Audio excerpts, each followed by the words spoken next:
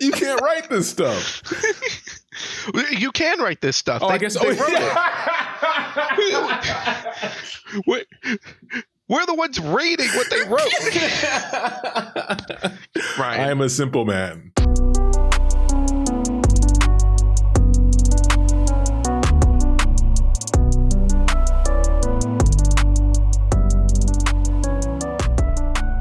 Welcome to Casuals of Runeterra, where piracy has truly taken over. And your new captain, your new host, Hetch, is ready to present you with a great episode with my co-host, Ryan. How are you doing, Ryan? What's up? You do. Oh man, I did not expect that. I told you that I am taking over, and you've got to play it cool. And this is already just like immediately not playing it cool. We made it to 10 episodes, and then the next one comes out, and it's just all downhill. But that's right, everyone. I Hetch will be your host today, as we're going to be presenting everyone with a little bit of a twisted my God. presentation.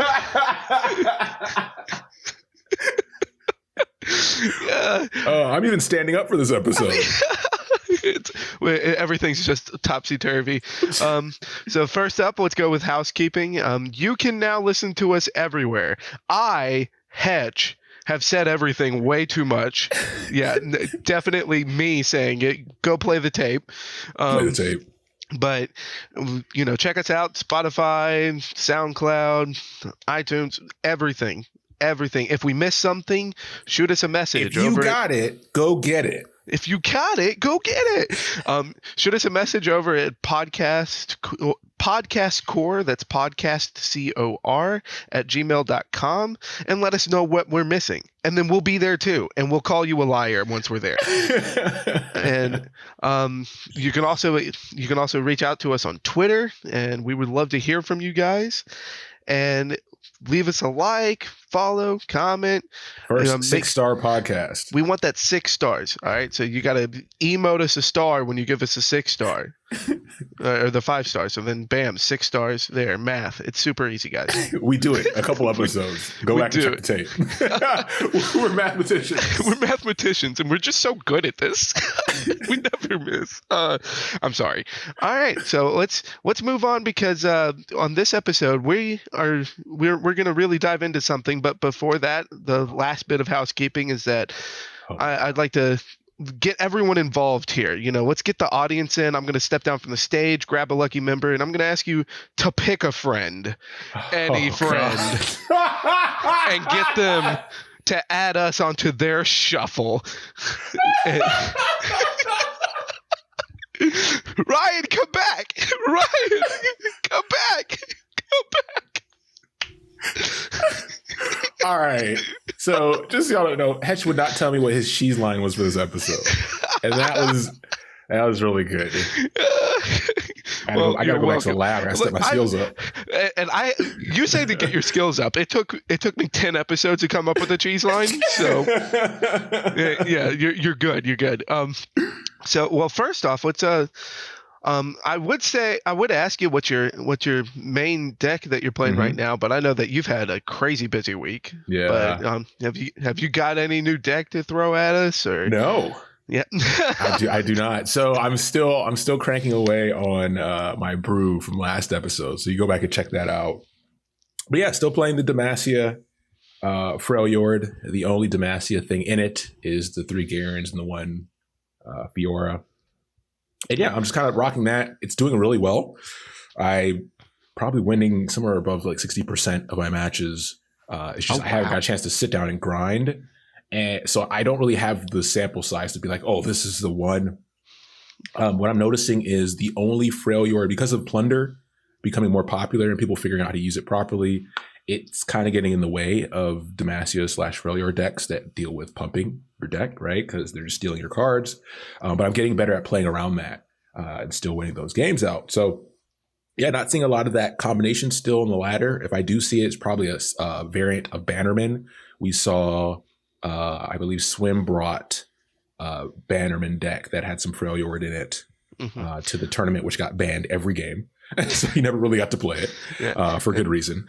I should have actually pulled up a list of like the bracket, because there was also someone else that was showcasing Demacia Freljord, but because of the tournament rulings, everyone had to have the 2 regions. Yeah. You couldn't do a mono regions, but so his deck was literally 39 Demacia cards and 1 Omen Hawk. Nice. And I wish go ahead and just shoot us an email and just call me out, since we don't have like a Twitch chat to yell at me, but to tell me who it is, because he also had a game where he bricked on a Bannerman with literally just the 1 Omen Hawk in the deck. I've had that happen, because I only have 4 Demacian cards, and when I have my Allegiance, What are you playing? You're playing something spicy though. That's what people are here for. This is what they want to hear about. Yes. Well, I haven't. I also don't have a big sample size yet, because for me it was technical difficulties. But I have been ever since I hit gold. My only goal now is to just really dive into having fun, and that's just how I play games. So what I'm playing right now is a Demacia Piltover. Nice. Twisted Fate and Sejuani. They said it never could be done. And it's it is a plunder deck, but the main goal of the deck is to pop off with the Starlit Seer.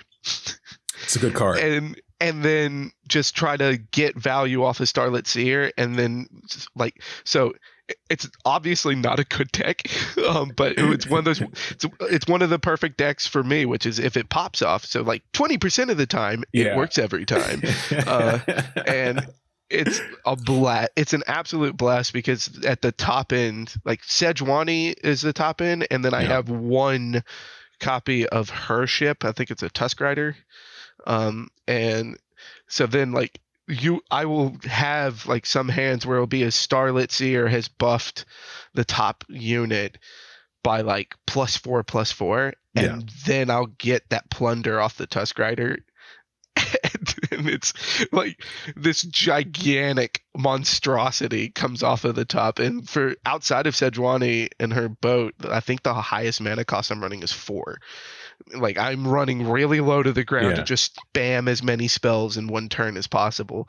And so my crowning achievement right now is getting a oh my goodness, why am I so dumb and not remembering names? An Iceville Archer. Okay. The 3/1 Frostbite. I got an Iceville Archer to +15/+15. Oh yeah, you sent me that screenshot. Because why not? I'm gonna freeze something and then punch you in the mouth. The deck's a lot of fun. I'll be throwing that one up on Twitter. On Hetch's Lab. Anyone that can even tune it up for me, give it a shot. I'm down. That's awesome. All right, but let's dive into it. Because we got to hit some spells and a follower, and then on today's episode we're gonna really poke at something that I think a lot of people are excited to see more of, which is Twisted Fate, because he's just been really showcased in a lot of the advertisement side. So I think it's really exciting. But let's first dive in with the spell. Ryan, read the spell for me. We have pick a card. 3 cost, burst spell with shuffle a card from your hand into your deck to draw 3, fleeting at next round start. Yeah. And this card is just such a bomb for a Twisted Fate deck that is trying to build around the level up of Twisted Fate. Yeah. I know a lot of big streamers and a lot of the competitive players have been saying that Twisted Fate is either a utility card or your win con. You just have to build one way or the other, and this is when you're building as his win con. But I think it's so clever as far as the balance side of it, because the only other draw 3 is Progress Day, and that's 8 mana. Yeah. So it's how do you balance that? Yeah, fleeting, and you have to wait a turn. Yeah, and it fits so well lore wise, which they, like you said, they've been crushing it. Where obviously 3 cost. Draw 3. He has his 3 cards of destiny. It's all there, right? And 3 is a lucky number. Can you? This damn company, man! I swear, you can't write this stuff. You can write this stuff. Oh, I guess they wrote it. We're the ones reading what they wrote. Right. I am a simple man. Right. I'm a simple man. Yeah, but and it's also just perfect flavor because like pick a card is his ability in League of Legends. It's great card and a lot of fun. This is one of the most fun cards to play with in my opinion. It actually fits well with the rest of the list here too. Yes. And this guy, you're a mastermind. Why don't you just do this all the time? Well, wait. Me. Hang on a second. Hold up. Hold up. Hold up. I signed on for 1 week. All right. Yeah, but so that's going to lead us to our follower. And you can't be talking about card games or about, Lady Luck smiling. You can't be talking about those things unless we start thinking about what do you do with good luck? You gamble. And RNG, no follower points out gambling as well as the slot bot. So we got a 3-mana 0/3. Mm-hmm. And he has at round start, grant me +0/+1 for each card you drew last round, and then shuffle my stats. And if you want to describe to someone what RNG means, or random number generator, or just randomness, if you want to explain how RNG works in a game, every card has that one card, or every game has that one card that's just like, this is RNG. Like, this is it. And for Runeterra, it's slot bot. This is the scratch off of the entire game. But I can't wait to build around this card, but I have very much pointed out that I love the Lux set and trying to build around Lux. So I blew all my wild cards building new Lux decks at the very beginning, and I don't have the wild cards to get. You did it for the love of your life, man. And it's not common. It's an uncommon card. And it's like I'm trapped. My favorite thing is the quote here on this card. One prototype spun 3 bombs and then exploded. Later models had this early feature removed. That's just iterative design right there. That's just agile development. That's all that's called. Yeah, it's like a good development team is going to be flexible, and this is a definition of flexibility. Should be called FlexBot. Internet would love that. Oh my god! Reddit would lose their mind. Oh, okay. New challenge to our listeners. Anyone out there who has a little bit of a creative bug in them, change the font. Send us some fan art. Some fan art of FlexBot. Oh man, FlexBot's going to take over the podcast. Up there with Cervantes, right behind Cervantes. Oh yes, that's a duo. I feel like at some point we can have the Casuals of Runeterra revised set. It's just all the renamed cards.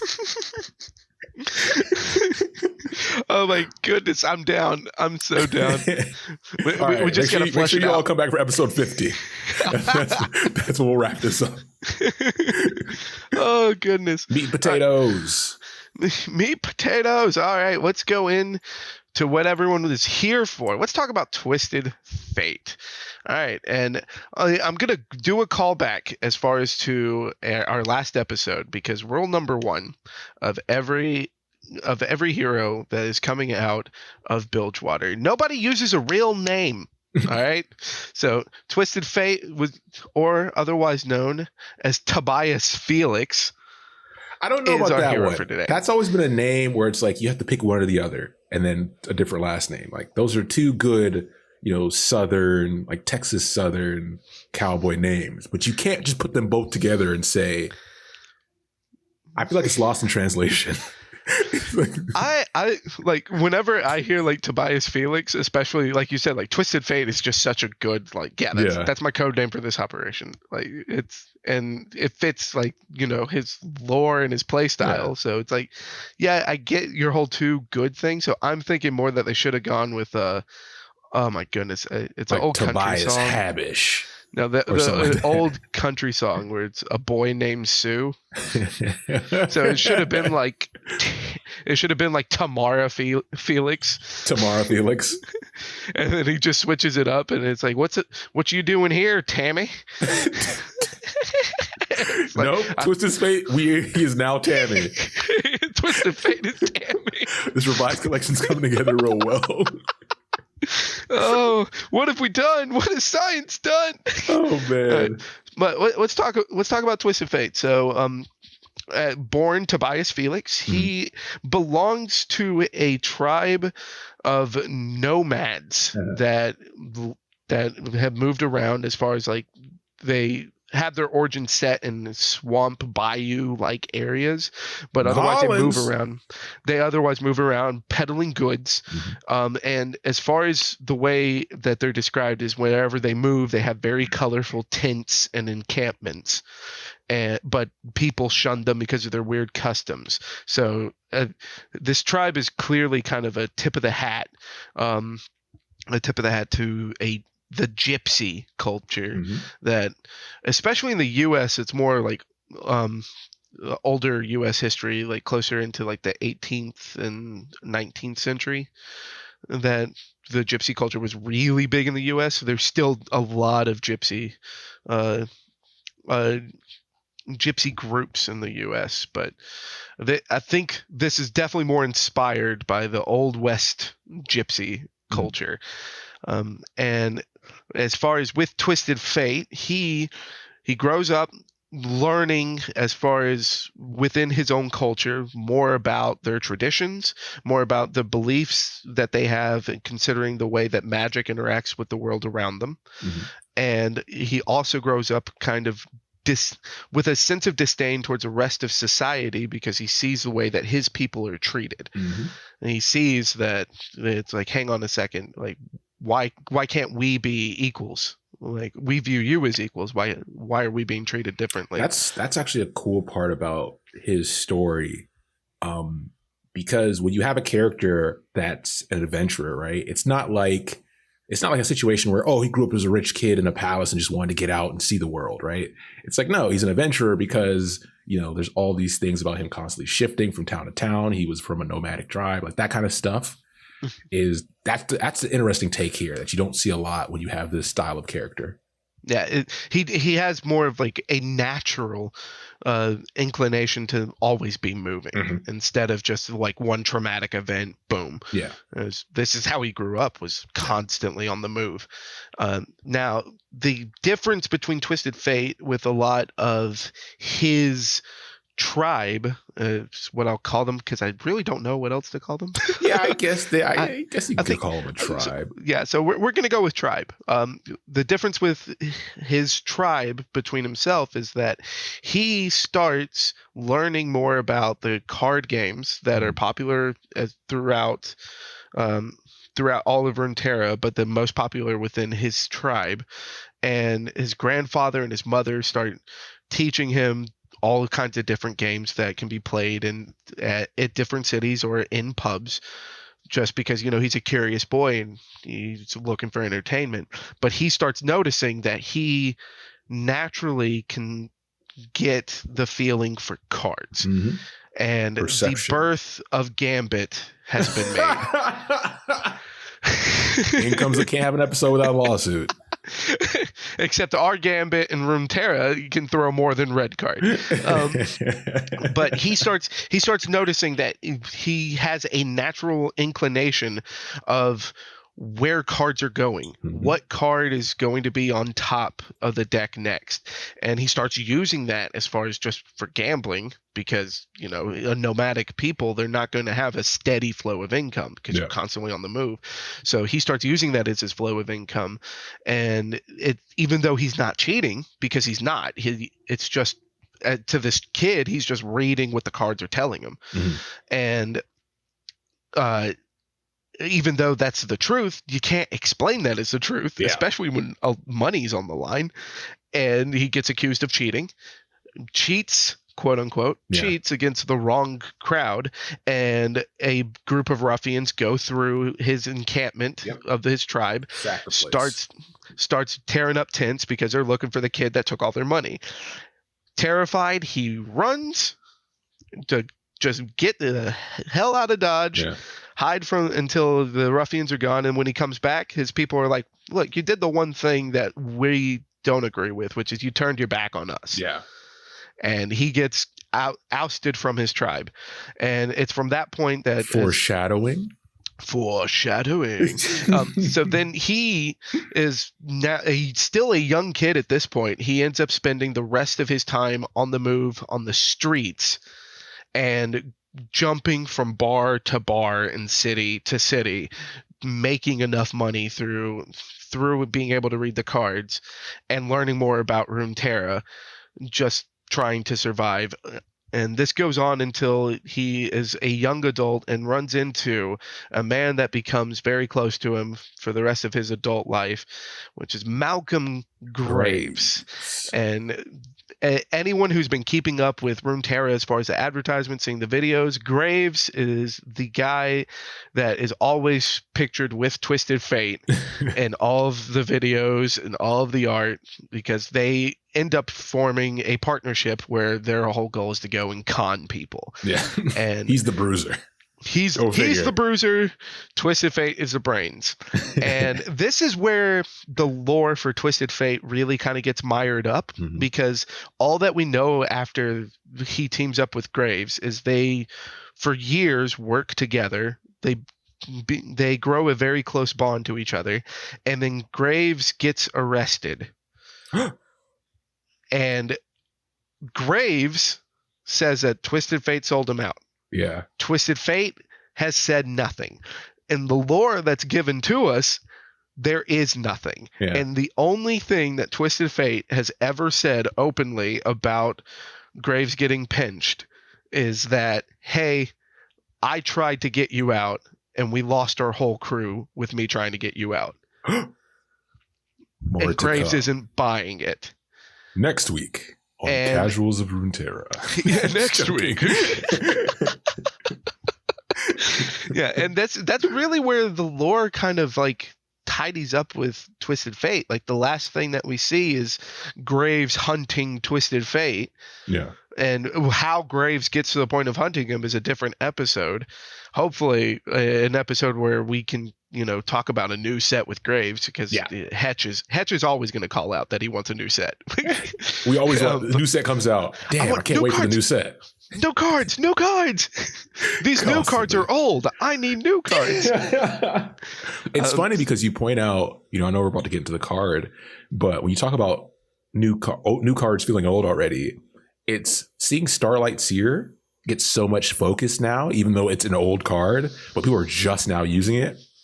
Shows you the length of how long these sets can last, right? Like that's a card that came out 3 months ago at this point, and it's cool to see what people are going to be doing in 3 months from this set. I mean, it's also just like, it's really indicative of how well Runeterra has been handled and balanced. Yeah, because the older cards becoming more viable with a new set is how a healthy card game environment should be built. Yeah. But the fact that it wasn't a stagnant meta before we got the new set is already something unique. So the fact that they're still kind of gearing more into the build pattern of games that historically become stagnant relatively quick, while also being fresh for a longer period of time, is really encouraging. And I mean, that's just more like just the excitement around Runeterra. Like, I'm still excited even after months of playing the game now. So it's fun. It's an absolute blast. If you're listening and not playing, which that would be interesting, play the game. Play the game. Check it out. Just check it out. But enough of really diving into this. Tell me about this card. Yeah, Tell me about the Tammy. card, Twisted Fate. So Tammy's a 4-cost 2/2. He has quick attack, which is something I think a lot of people forget because he has so much other things going on. When he's played, you play a Destiny card. And then once he's seen you draw 8 cards, he flips. And remember, seen means he has to be in play. So the Destiny cards he comes with are the ones you're used to. So you have the blue card, which refills spell mana, or 1 spell mana and draws 1. You have the gold card, which deals 2 and stuns the strongest enemy. And then you have the red card, which is the more popular one, which is deal 1 to all enemies and the enemy nexus. I mean, that's a great stunner, and then it helps with plunder, right? So people like to go for that one first. And then when he flips, he tips his hat, which is the most important part. And then the first 3 times I see you play a card each round, I play a Destiny card. And as far as with the I play a Destiny card, before he flips and you play him, you get to pick between blue, yellow, red, or blue, gold, red. And after he flips, any time you play a card, he plays a card up to all 3 Destiny cards. So you no longer get the choice of choosing, but then it's play a card, blue card, play a card, red card, play a card, gold card. And a Twisted Fate that is unanswered, that flips, that game gets 100 times more difficult than it was before he flipped. And it's, which I mean, it's a fair payoff though, because it's a 2/2 that has to survive for you drawing 8 cards. Paying 4 for it. That's a heavy investment. So it's fair. It's definitely fair, but it's one of those things of like, if you're on the receiving end, it can be one of those things of like, oh my goodness, what do I do? Yeah, what do I do? You're never really splashing this card, right? Like he has to be the focus. Yeah, and not only does he have to be the focus, but I mentioned earlier that he's also flexible, and flexibility within a card is always going to be good. And calling back to something that you've pointed out before, which is there's a lot of text to go through here, specifically because you have to read through like 5 cards that it's all geared around Twisted Fate. If you have to read that much text, the card's usually good. Yeah. And the flexibility of being able to choose a red card to get rid of a bunch of chump blockers, or, I can play him and go for blue and get that first draw right off the gate. Like a lot of times that's going to be the right choice, especially if you're trying to flip him as quick as possible. So it's the card is good, and this is the most fun card to play with. No matter how bad I feel on games that I've lost to Twisted Fate, I can't not have fun playing Twisted Fate. If I am putting him on the board, I'm just like, okay, yeah, let's do this. It's game time, baby. It's game time. Yeah, but now, the last thing I'll mention with the lore, and this is going to be part of the fate of the game, because the last thing I'm going to point out is that after Twisted Fate is hunted by Graves, they end up leaving Bilgewater and heading towards a new city, and that is for another episode. But what city do they head to? Perhaps this is Casuals of Runeterra foreshadowing? Oh my god, this is unprecedented. You can't write this stuff. Wait. But, wait. Crap. You did it again. All right, but fate of the game. The big thing that happened. The big thing that happened. And what was your intake as far as from the Twitch Rivals tournament? Oh man. So I think the overarching thing that people always have to understand is Twitch Rivals is more of a showcase than it is a tournament, right? It's meant to be, hey, here's a new game out. Here's some of the popular players of it, or not players of it, just popular people who dabble. And then we're going to put together a little, ramshackle of a thing for a couple hours and let people watch it or get the focus, right? So all the socials are talking about it, X, Y, and Z. And that's what happened. We had this Rivals tournament between, only 2 of the streamers really being lore streamers, while everyone else has played card games in the past or plays like Teamfight Tactics or other strategy games, but are just popular streamers. And that's where a lot of the vocal opinions came out, where it's like, hey, why isn't this person on? Why isn't this person on? For instance, like Saucy is a popular Legends of Runeterra streamer, didn't get pulled in. He's known for playing like fun stuff as well, right? On the casual side. Great personality too, but he didn't get pulled. There's a lot of people that didn't get pulled. that are currently doing that. So people were upset by that. And then stuff happened in the game where when you have a card game and you don't really set the basics of how are timers handled, how are tie breaks handled, how is stalling prevented, like things like that, how are matchups done, what exactly is your what do they call it? Where, you're bringing decks and they can't be mono decks, so they have to be double, but one can get banned. Like that kind of stuff. Yeah. Even though you want to surprise people, because Twitch Rivals is really in the moment where there's not a lot of build up to it. Usually probably like 2 or 3 days. Maybe a week or two for a card game. You want to say, hey, here's what the rules are going to be. Here's what's going to happen, so that people can expect it rather than being surprised that, oh, this is what the rules are. And then we had a situation that ended up with a tie break or a stall. I don't know what to call it, stalling. A timer situation that resulted in one person getting put up and the other one getting put down in brackets.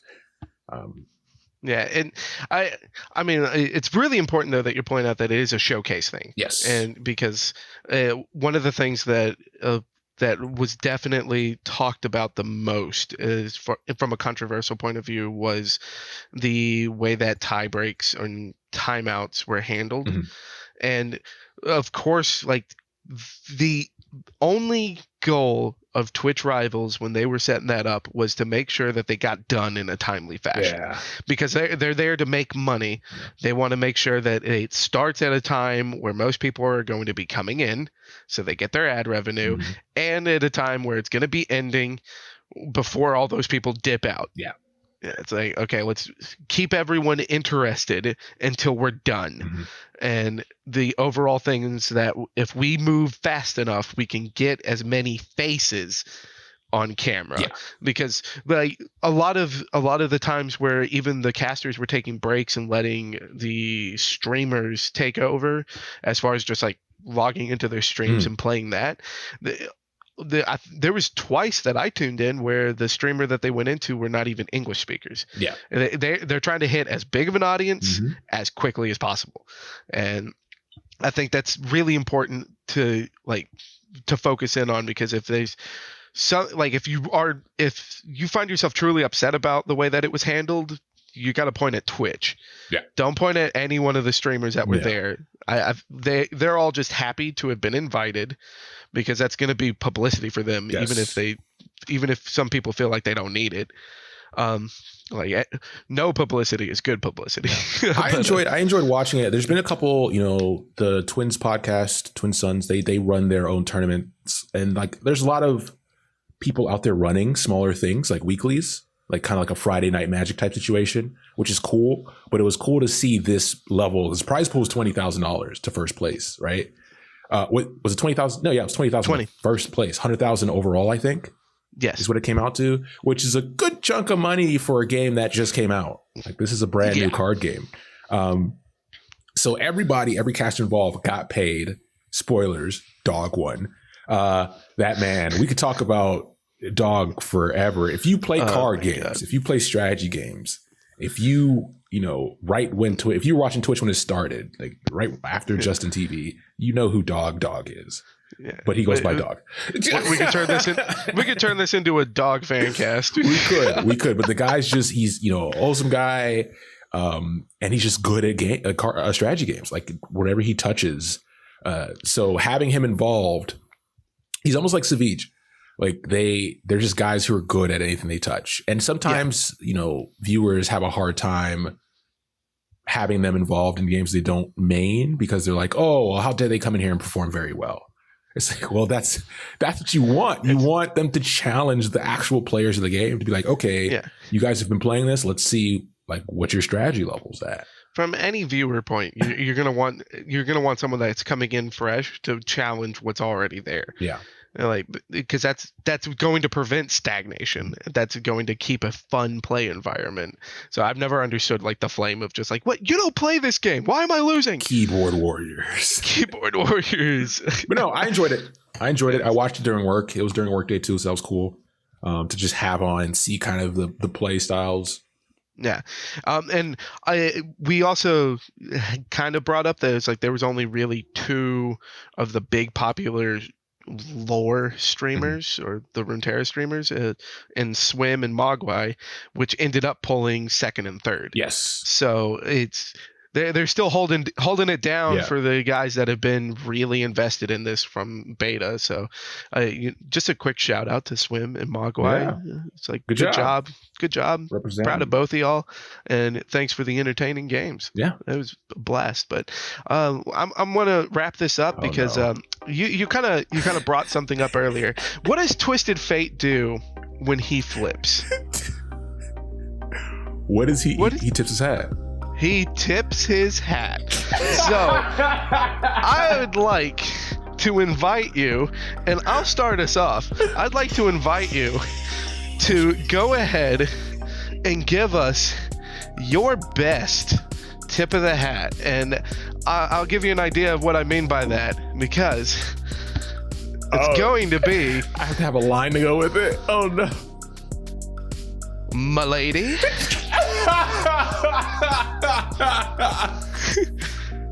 So I'd like you to hit me with your best, my lady. Oh please. My gosh! I wish they had the visuals to go with it.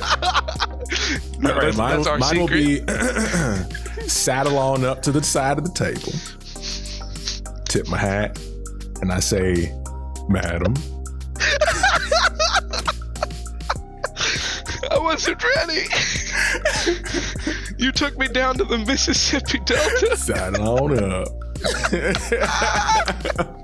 Oh, I wasn't ready. Oh, that's pretty good. You never failed to disappoint whenever I call you in on this, because I'm always the one to call it in. So we'll end it on that note. I want to thank everybody for tuning in for a very twisted episode of the Casuals of... He said the thing. He said the thing.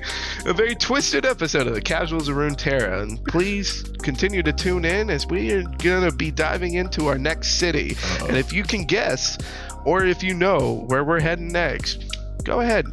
Prove me wrong. Let's see it. Do it. You won't. Do it. See y'all later. Bye, everybody.